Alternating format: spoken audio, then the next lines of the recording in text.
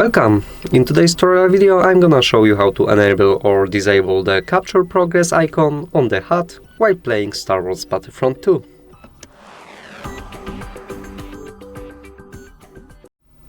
So at first you have to move to the options, then open the gameplay tab and scroll down a little bit.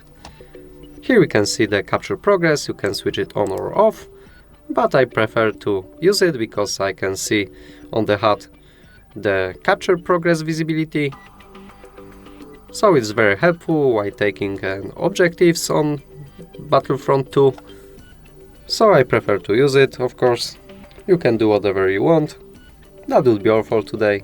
Leave a like, comment and subscribe to our channel. Bye!